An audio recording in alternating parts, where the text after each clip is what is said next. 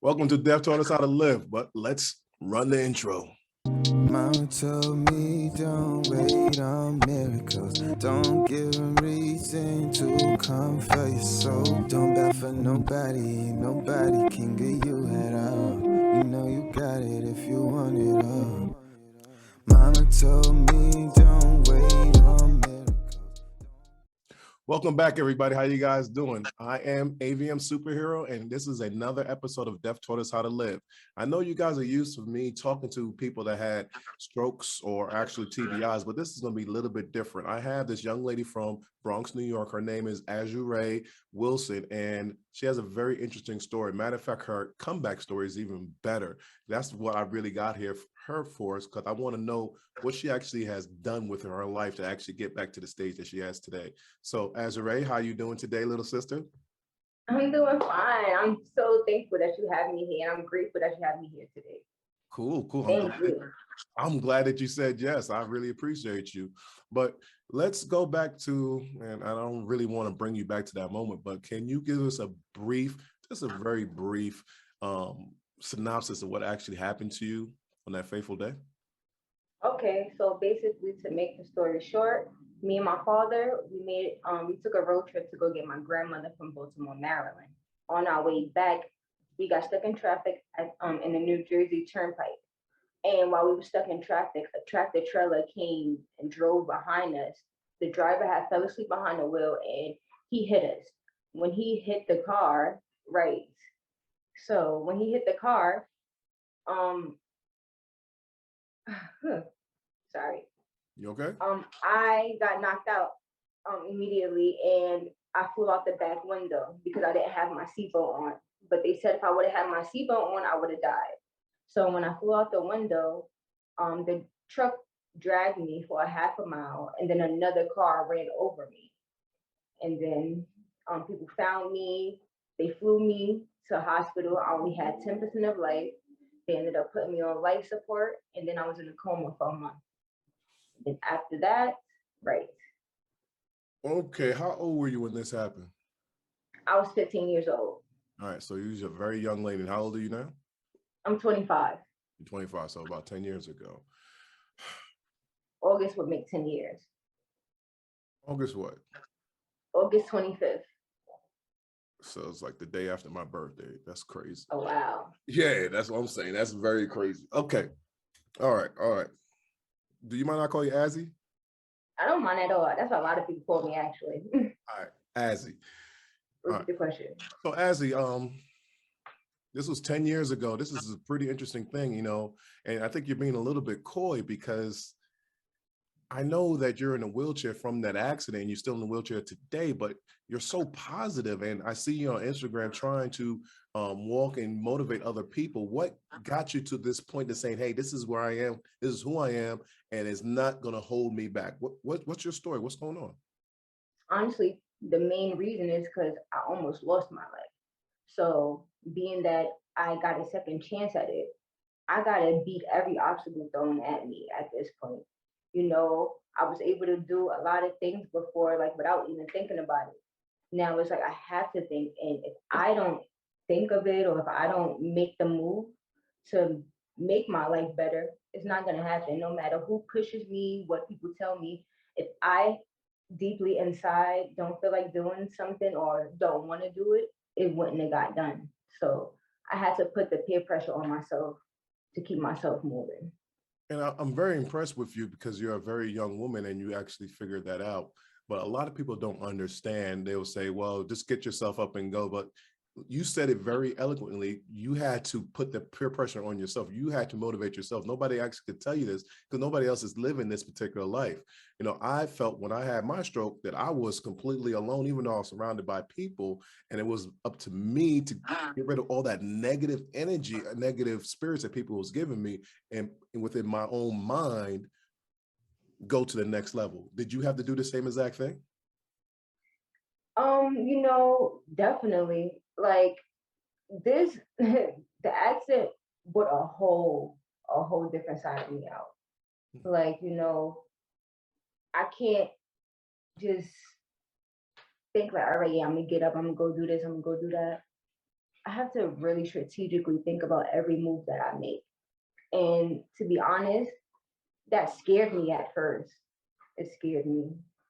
Um, it scared me because I knew if I didn't make the right move, something wouldn't go right. Something wouldn't go the way I wanted to, wouldn't go the way I planned.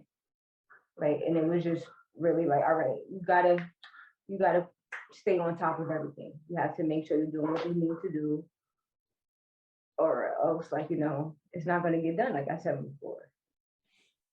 I get it. Well, guys, if you guys are really liking this interview, click on that like button and subscribe to this channel. This is great stuff. And also look at the comments. You'll see her full story as a hyperlink in YouTube. So check it out when you get a chance. Okay, guys? Okay, Azzy. So I'm really, and I see this as kind of hard on you, and I understand that it is. But for those days that you are feeling down and out, what do you do? I know for me, I meditate. I like to meditate. I like to just sit and drink my tea in the morning, listen to the birds outside. I live down south in Atlanta, Georgia. I don't know if you hear any birds in the Bronx, but what do you do? What do you barely, right? But what do you do when you see yourself about to get into that dark downward spiral into depression? What do you do to stop that, to combat that, to get back to your regular level of mind space? Okay, as you mentioned before, I have walking videos out on Instagram. Of course, those could follow me. But with my walking videos, I honestly go back, rewatch them. And I go back and look at my old pictures from when the accident first happened, when I was in the hospital. I look at how far I've come. I look at how much I accomplished. I look at all the things that people said I wasn't going to be able to do. And I get over it. I like, you know what? All right, brush your shoulder off. You had a little weak moment just now, but you're doing your thing and you're making the right move. Azzy, that is so amazing that you actually have that mind state, because you guys, you got to remember, she was 15 years old when this happened to her, and she had massive rehabs that she had to do, massive surgeries she had to go through, and she's still here in front of us, giving us inspiration for us today. So I'm trying to really, I'm tiptoeing on this because I'm very cautious of how this is actually affecting you when you go back to the thoughts. But when you do go back to those thoughts and then say, okay, this motivates me to get back to where I am today, and I am here, what type of celebrations did you do to actually accept that you actually are making progress? Because a lot of people don't accept their progress. People say, well, I can't do this, but like, shoot, you could do this, that, and another. What are those things that you do to actually say, you know what, I am arrived, I have arrived, I have done these things, I am great, I am a good person? Drill down on that. I really want you to hit home with that with me. Honestly, you have to put in the work, because I was like that. Like, I had a close friend of mine who used to encourage me a lot, like, oh, Azzy, you should try doing this, or Azzy, you should try doing that, maybe work out like this, or maybe this will help you like that. And I'm like, I can't do it. I can't do that. Like, I really can't do that. And it's not that I couldn't do it. I didn't try. Once I started putting in all that hard work and effort, I started seeing results. I started seeing my results, and I started shocking myself, like, oh wow, like, this is crazy, because I didn't even think I can do this. And it's crazy because I had a stranger recently, out of the blue, come up to me, tell me he's very proud of me and to keep doing what I'm doing, because I'm doing things that I didn't even think I would be able to do. And he doesn't know me. So hold on. So people really need to understand this. Positive energy is real, and little words of affirmation is real. So if you do see somebody on the street and you see them struggling or having a bad day, just saying a little thing to them to boost them up, you don't know how far that can actually go. As you see, as you just said, complete strangers said something to her and it put her in a different mind state. So as you are going around with your regular day life, because I know you live in the Bronx, and it's very hard for you probably when you was growing up, trying to get on the bus, trying to go to locations, things like that. And it was very, I guess, hard on you mentally, because like you might have felt like you was a burden to other people. What did you say to yourself to say, you know what, I'm not a burden to other people. I'm actually inspirational, or I'm actually a gift from God. What was that transformation moment in your mind that actually made you move forward? Actually, during those times that I will be out going on a bus, traveling. At the time, I only had a regular manual wheelchair, so I'm just pushing, pushing, pushing. But people just looking at me and seeing like, no, oh, like you're pretty. Like, oh, what happened to you? Oh, what this? And when I tell them what happened to me, it's like the way they just give thanks to me and just tell me I'm such a blessing, and you know, you're gonna be something. They made me feel good and feel better about myself. And that was the start of it all. And then once I started, because I had insecurities, a lot of insecurities in the beginning, but I started building my own confidence. And once you have the confidence in yourself, nobody could take that away from you. And that's what one main thing I had to learn. I had to get real confident in myself. I'm glad you said that, because a lot of people don't understand that it's all in your head. And once you conquer that, it's really mind over matter. You know, you could have easily said, you know what, I'm 15 years old, my life is over. I'm just going to stay in my bed and not do anything in the rest of my life. But you was like, no, I'm going to fight my insecurities. I'm going to get stronger, and I'm going to be an inspiration to others. That's great. That's great. You said something that really triggered within me. You said, people say, "Oh, you're so pretty. How did this happen to you?" You know, is that a pet peeve of yours that people say things like that to you, or even better yet, what are pet peeves that people say to you that you wish they would not say because you found that to be insensitive? Honestly, one main thing I really do not like is like the older people, usually when they see me, they'll think it's a joke to say things like, "Oh, girl, ain't nothing wrong with you. Get out that chair." Okay. Yeah, and it's like I don't like that. That really is a big pet peeve of mine, Oh my God. because I respect my elders, but sometimes I be wanting to like put them in their place. Like, Miss, you don't even know what I've been through. Right. But Right. I just leave it alone, brush it to the side. But yeah, that's a pet peeve. Um, Sometimes when people be like, "Oh, you're so pretty," what happened? It's not really a pet peeve, but it's like pretty girls could be in a wheelchair. Like I feel like people first impression of people that's disabled are they're like, they don't look too well, they don't dress too nice, and sorry, I'm a different type of person. I have to You're keep from the my looks Bronx. on You're from the point. Bronx. You're from the Exactly. From the Bronx. I Bronx. get it. Like, I get it. I get it. I get it. So I'm hearing all this, and I hear that, people try to do things that put you down, but you don't allow them. And you said something pretty interesting as well. I want you to, drop some more information on it. You said that, people have this preconception of, and I'm paraphrasing, they have a preconception of what a disabled person supposed to look like, saying that you can't be pretty or you have to be disheveled or things like that. Um, I'm confused by that too, because in the stroke survivor community, that people say to me, "Well, you don't look like you had a stroke." I'm like, what does a stroke look like? What does it supposed to look like? It's your brain and so many different things that could actually happen to you with a stroke. So I guess in almost all disabilities, they have the same type of thing. Now, I saw your YouTube, and the title of it is a blessed tragedy. So are you saying to me this happened to you? It is not a curse, it was a blessing? How do you explain that? honestly, I came up with the name because it was a curse that ended up turning into a blessing. Like, you know, and not only for me, but my father, he was stuck in the car. Him and my grandmother stuck in the car 3 hours. She broke her neck, he broke his ribs, like, and then I nearly lost my life. And that what happened definitely was a tragedy. Like it hurt everybody. It hurt my family. It hurt everybody. But to look at me now and see how much I've overcame and see how well I'm doing on my own, you know, I still have fight in me. I never lost any type of fight. Even while I was in my coma, they had to, I hear stories, they had to put me in restraints because I would like put the nurses or anybody that get close to me in a headlock. And it's like, I In a didn't know. headlock?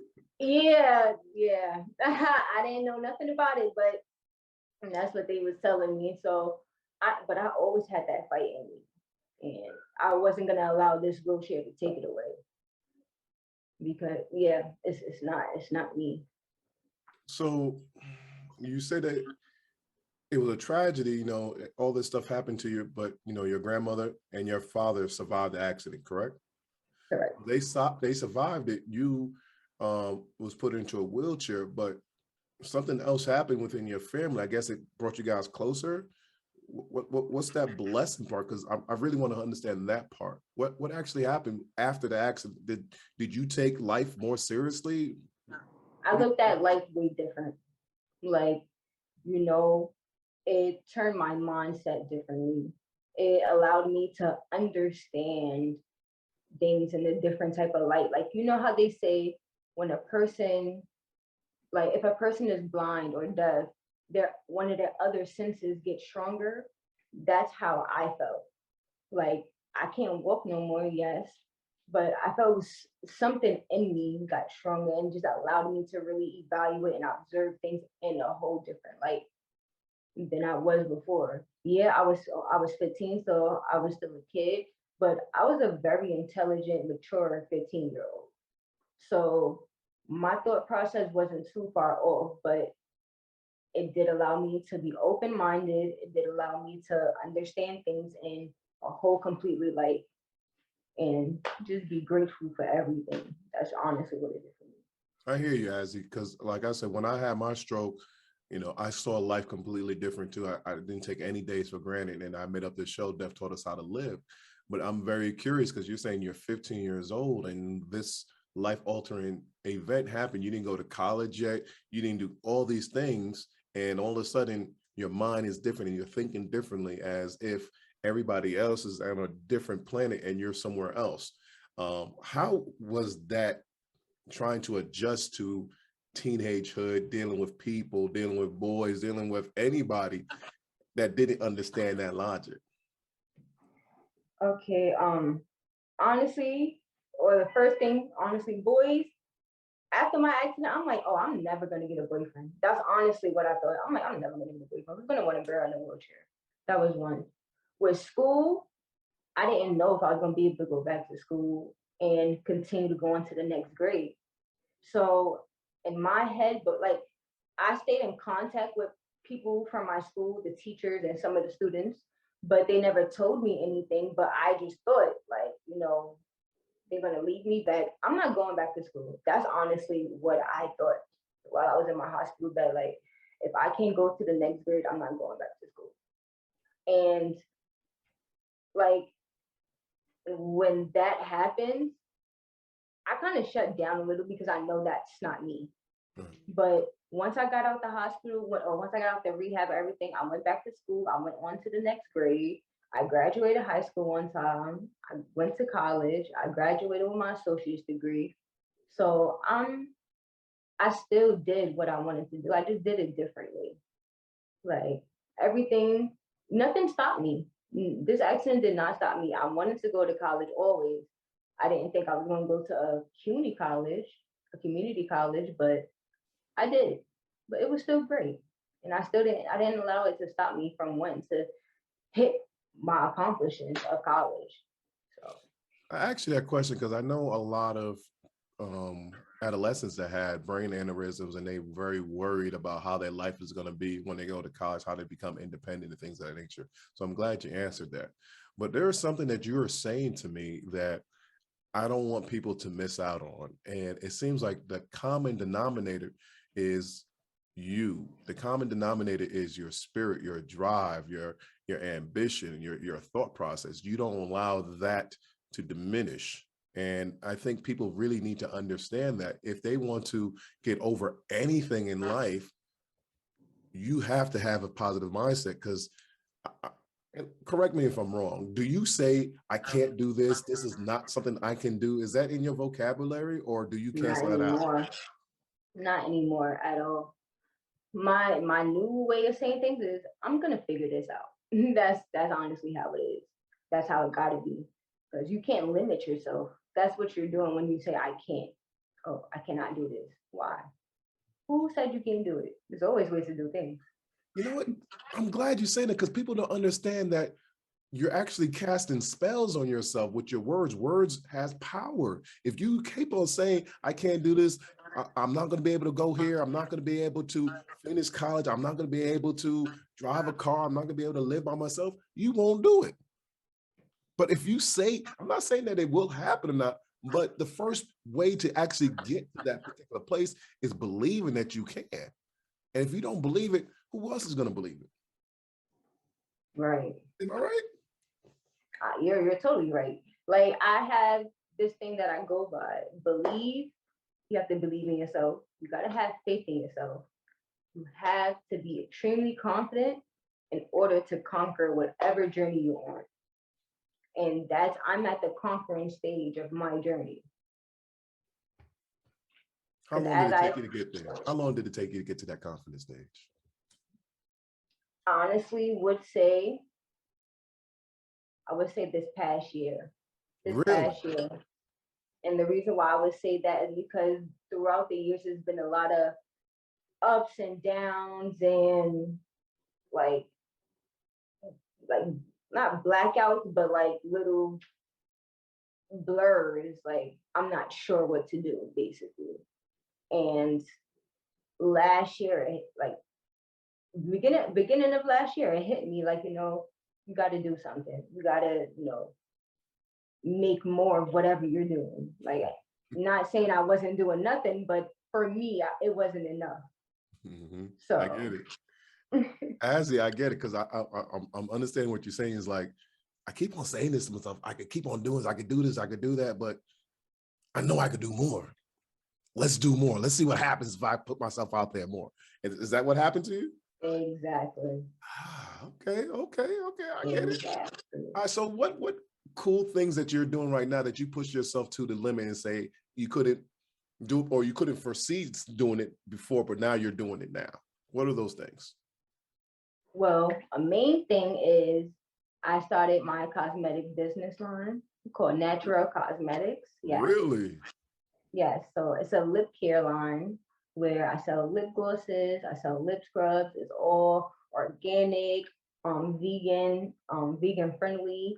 So like it's good for everybody. I'm actually coming out with new products. So you got some. I know you got some. This is one of my lip glosses actually. It has a mirror on the back, and then a light on the top. So really? Right. Nice. Yeah. So I'm trying to give only the good exclusive things out to the ladies. So Natural Cosmetics, guys. Definitely make sure I'm going to put the link in actually. As I said earlier, her information is in the links down in the comments, so please check her out. Okay.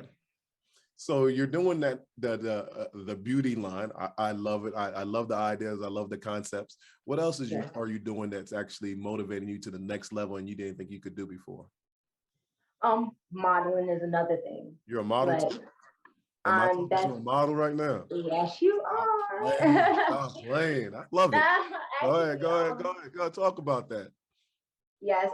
So when the pandemic started, I had a lot of time to think about things I wanted to do, and modeling is something that I always dreamed of since before the accident. Right. And I honestly feel like it was a reason why I never got so big into modeling before my accident. Because now I feel like people look at me different with modeling. Like they see me in my pictures, they see the wheelchair, and they're like, "Oh my God!" Like, okay, like you're not letting that stop you. Why should I? Just because I'm in a wheelchair? No, I still like to model. I still like to do things, put my makeup on, dress up. I still like that. So I got your little swag with you. I got you. Right. Got you. I did a Valentine's Day photo shoot. That was my first photo shoot that I set up in my house. I also had someone reach out to me to do a photo shoot in the summer of 2020.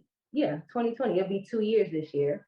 Um, I had I had reached out to somebody, did another photo shoot, a Zodiac photo shoot. And then I actually just recently got reached out to again to do a photo shoot coming up. So I'm really excited. Hopefully this lands me into a modeling agency because that's my big dream. Like I want to actually get into agency and do everything the right way when it comes to this model world.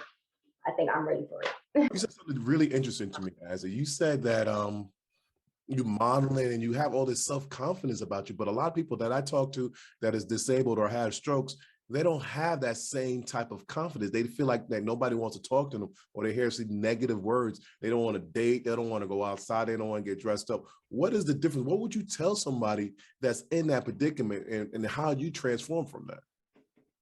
Honestly, you gotta look good for you.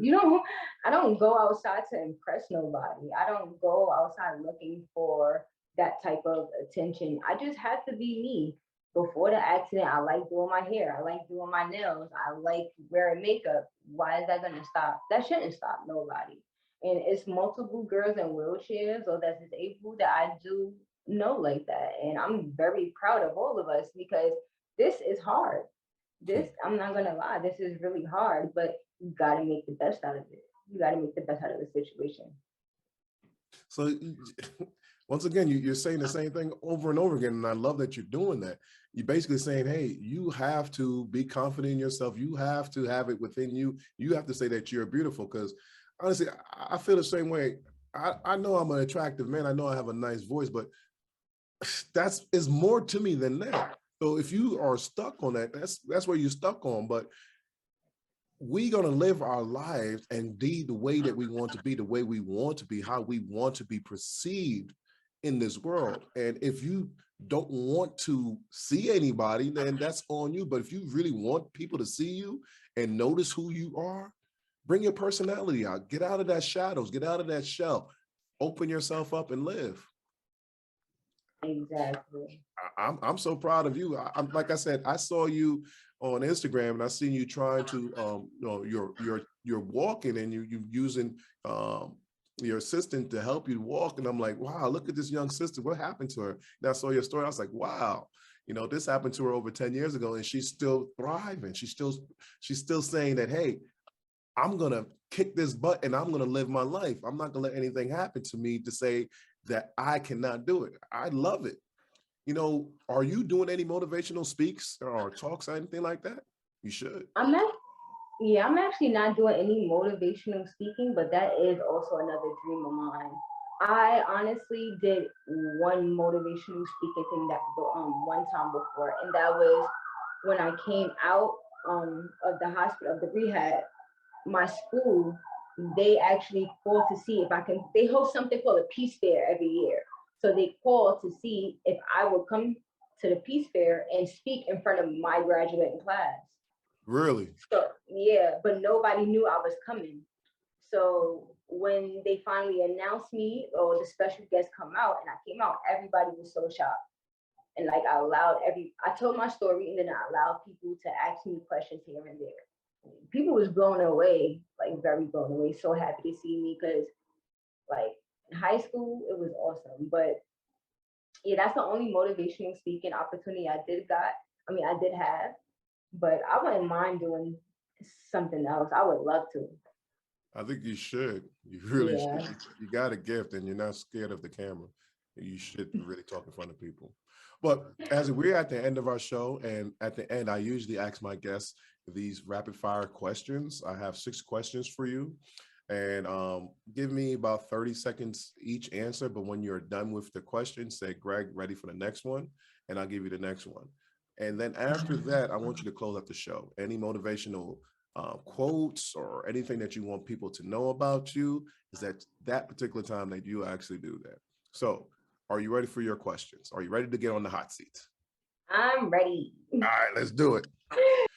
All right, first question, Azzy. Did your perception of life change? Extremely. My accident changed everything about me. my mindset, the way I think about life, you know, like I am honestly a living testimony to all of you guys here today to tell you not to take life for granted. And Greg, I'm next. I'm ready for the next question. All right, cool. What is important about life? Whew. You only have one. Make the best of it. You have to be the best version of you that you can be in this one life that we have. And, you have to go out there and do the work. I'm ready for the next question, Greg. But I want to talk on that a little bit more. I'm sorry, but it's something coming into my head of like, people don't really realize how precious life is. Like, you didn't wake up that morning, it's like, you know what? Tomorrow I'm gonna be in a wheelchair. I didn't wake up that morning, it's like, you know what? I'm gonna have a hemorrhagic stroke. And I always thought that next day will come in, I'm gonna do the same thing that I did the day before, and so on and so on. So I'm glad you said that. I really appreciate what you just said. You never know how good something in life is until it's taken away. Facts. Question number 3. What are you trying to accomplish with this new life of yours? I'm trying to overcome every obstacle that's out here trying to stop me. I'm trying to show everybody that nothing is impossible. You can do whatever you want as long as you put your mind to it. Okay, Greg, I'm ready for the next question. All right. Question number 4. What advice would you give someone within their first year of rehab? Take everything serious. Whatever services that's out there that they're trying to give to you, physical therapy, any type of therapy, whatever medicines they're telling you to take, just do it, follow it. That first year, go the hardest you ever went for anything. So, okay, I'm ready for the next question. That first year does set the tone. I agree with you. All right. This next question is probably a hard question, but I only want one person to give me, for you to give me an answer of. One person, not multiple people, just one person. If you had died, who would have been most affected, and how is your relationship with this person now? My mom, definitely. I actually just came from seeing my mom before this, so like we talk all the time, and my mom is actually a stroke survivor, so she's someone that I'm close to, and I do talk to and try to keep the communication going. She needs me, I need her. Yes. Okay, I'm ready for the next question. No. How are your relationship with her now? Is it got better? Did it get worse? How is it? I'm sorry. Yeah, our relationship right now, it's gotten better. It hurts a little because my mom wants to help me way more than she can. So, it has brought us closer. Okay. Okay, I'm ready. Final question. What did the threat of death teach you? That there's so much to live for. It's so much to live for, way more than we think. Like, God has given us all a purpose. Now it's our job to identify it and to go out, put the work in, and fulfill that purpose. And that's what I feel like I'm here doing at this point. Azzura'e Wilson, you are off the hot seat. I thank you so much. But before we do leave, I want you to close out. Tell us anything that you want us to know about you, and the floor is yours. Go ahead. Okay, hey guys, my name is Azzura'e. I go by Azzy. You can follow me on Instagram at The Natural Life, LYFE_. Also, you can go to my cosmetics website, natural-cosmetics.com. And you can also follow me and subscribe to my YouTube, Azzura'e Natural. And you can go ahead and check out my documentary that's on there and really understand my accident and how it happened. Thank you so much for even having me as a guest on the show. I'm so honored. You're so welcome, sister. I'm glad that you actually accepted my invitation, because Your story needs to get out there. It's very inspirational, and there's a lot of people that are probably in the same position that you were in or are in, and they think life is worth living, and you are a testimony to them that life is worth living. We can't just take whatever happened to us and say that's the end of us. We survived. Like you said, God has a purpose for everybody. Live your purpose. I really appreciate you, sister. Thank you for coming out, and enjoy your day.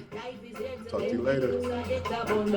Cause we don't know the hour or the day. Time is such a gift, try and control your destiny. We don't know the hour or the day.